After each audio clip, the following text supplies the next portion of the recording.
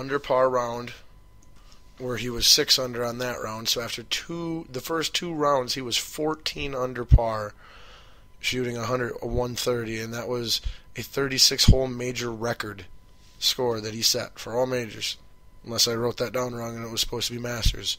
But that's pretty dang impressive. That was just the second of many records that he would either tie or break in this year's tournament. On Saturday, he went on to shoot 2 under par, and with his score of 200 after 54 holes, that set a new Masters record. And then to close out the tournament on Sunday, he shot another 70 with really no real competition. There was Justin Rose was his playing partner, and he was within like 3-4 strokes, but nothing that was ever really in question. Spieth just played so consistent and smart and solid. And at one point on the back nine, actually going up to the 18th green, walking onto the green on 18, he was sitting at 19 under par for the tournament. Now what makes that really impressive is no one in the history, I want to say it's like 75 years or something like that too, somewhere in there, but no one in the history of the Masters tournament has ever at any point in the tournament gotten to 19 under par. So needless to say, had he been able to close out on 18 at that 19 under par, he would have broke the Masters scoring record. Instead, he missed his par putt, tapped in the easy one for bogey, tied the record, the tournament record there at Augusta, and became the second youngest person ever, right behind Tiger Woods, to win the Masters tournament and the coveted green jacket. Now, as I said, there were many other really amazing, interesting stories and occurrences and events that happened over the Masters weekend. That was just the guy who won it, and I'll tell you a little bit more about him. We'll try and get to know him just a little bit better yet before we have to move on in the show and before we're done with the golf segment. But let me fill you in on some of the other things that happened over the tournament. Again, that was just on the one guy who won it. And if a 21-year-old in his second time ever at the Masters winning it isn't interesting enough, we got plenty of other interesting occurrences that took place. And let's start those off with the 2 more experienced gentlemen of the entire field. I'm not talking about Tiger or Phil or anyone like that. I am talking about Tom Watson and Ben Crenshaw. Now, why I bring these guys up is Tom Watson, at age 65, became the oldest player to ever shoot a round under par in the Masters tournament. I believe he did that on Friday. I don't think that was Thursday. I'm pretty sure that was a Friday thing. But so that's pretty cool. I mean, man, 65 years old and you're shooting under par in the Masters tournament. That is incredible. So hat off to you, Tom Watson. And then I also mentioned Ben Crenshaw because at age 63, I believe, I'm pretty sure, this was his last Masters tournament. He is a former winner, and this was his final year competing in the tournament. He'll be retiring for good. And so there was a very nice send-off, honoring him type of thing when he got done on 18 on Friday, as he missed the cut. And so he wasn't playing on Saturday and Sunday. So Thursday and Friday were his last 2 rounds in the Masters tournament. But it was really cool to see the way the fans and the golf people at the course honored him and paid tribute to him and sent him out. Really awesome thing to see. I think with anybody in sports that's devoted so much time of their life to a craft, you know, it's just nice to see those people get appreciated when their one moment where they ride off into the sunset comes, because you only get that moment once. So that was another thing that was really nice to see. And it helps give a really nice feel to the tournament overall, what's going on there.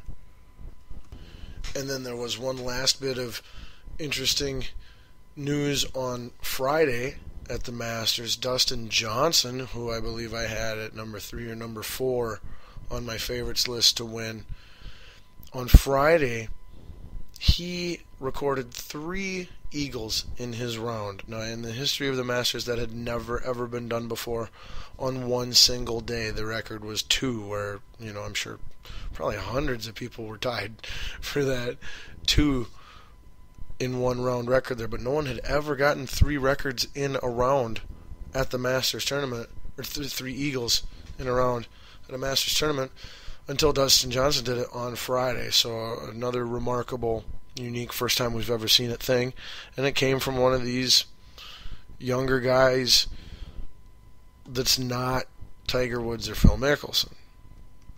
However, the big name vets did eventually make quite a showing in this tournament, and actually they kind of took turns, because on Thursday Ernie Els somehow came out of nowhere and had a great round and was near the top of the leaderboard, which eventually he came back down to what he's normally been playing like as of late, and I don't even know where he finished, to be quite honest with you. But I know it wasn't all that good.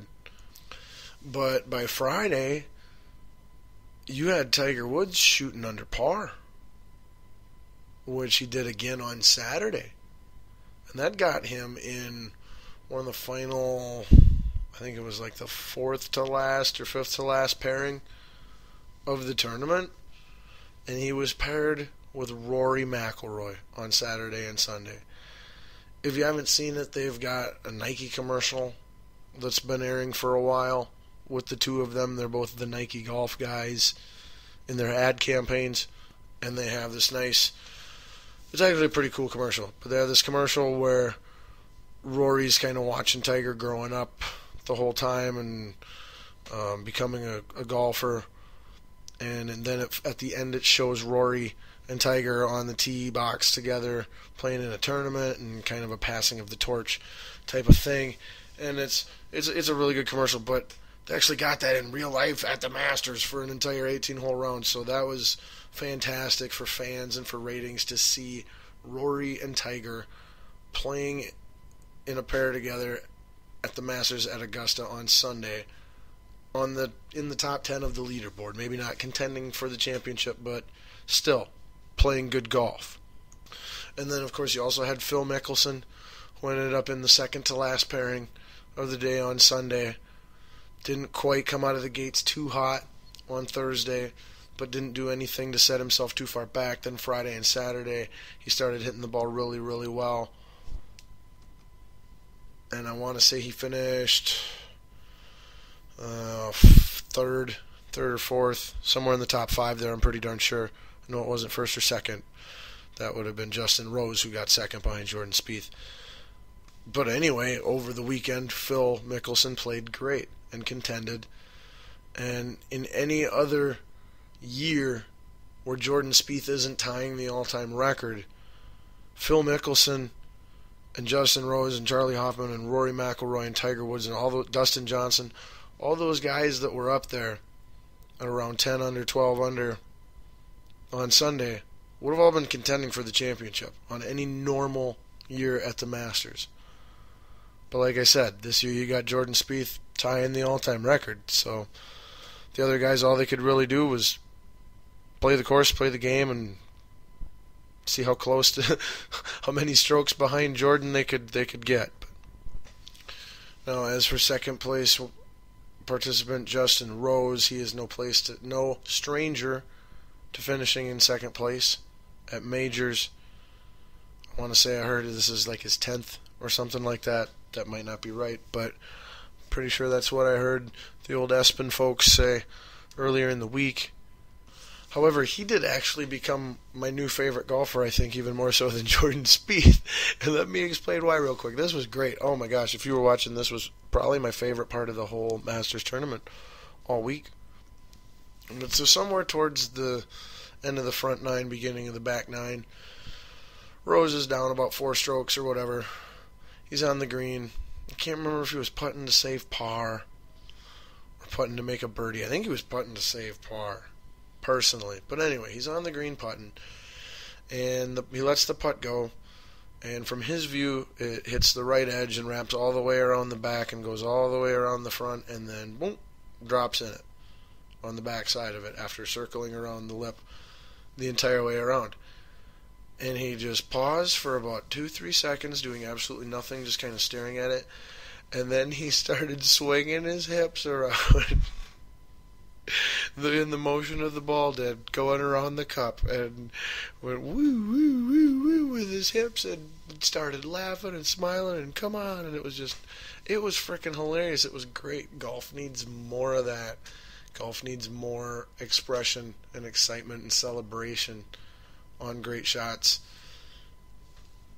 to help add to the entertainment value to the casual watcher who can't understand and appreciate all the subtle nuances and the difficulties of what these guys do.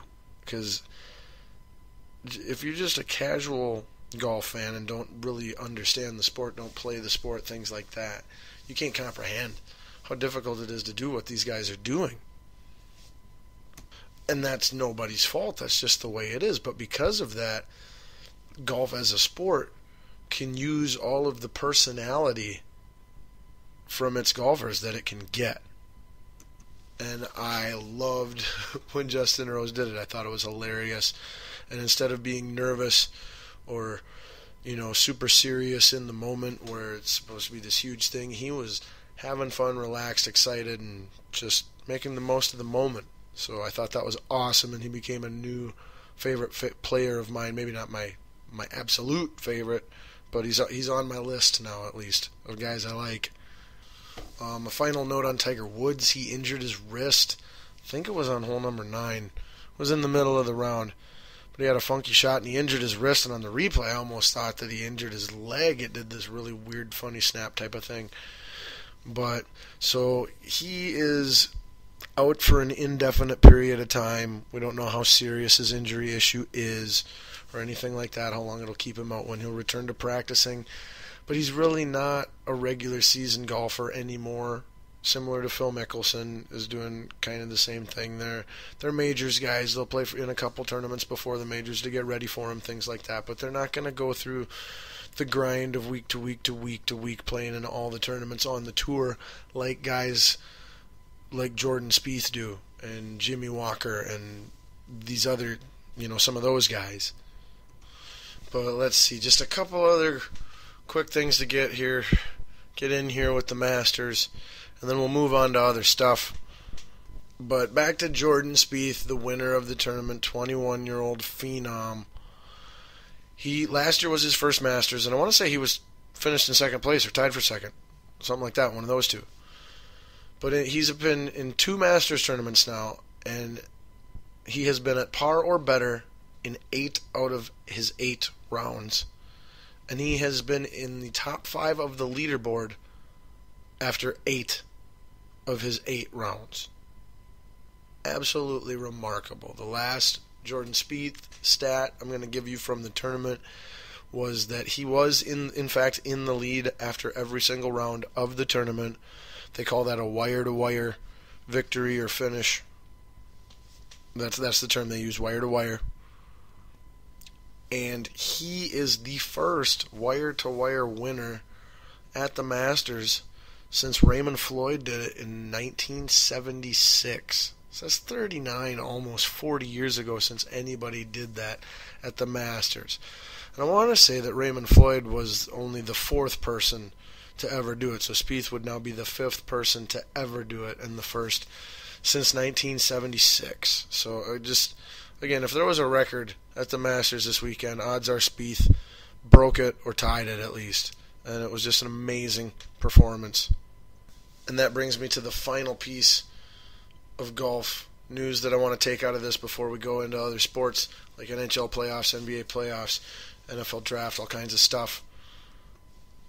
But now with his victory, his 3rd of the year of this season, by the way, 8th top 10 finish in 11 tournaments this season so far. Jeez Louise, incredible But anyway, Jordan Spieth is now the number 2 ranked golfer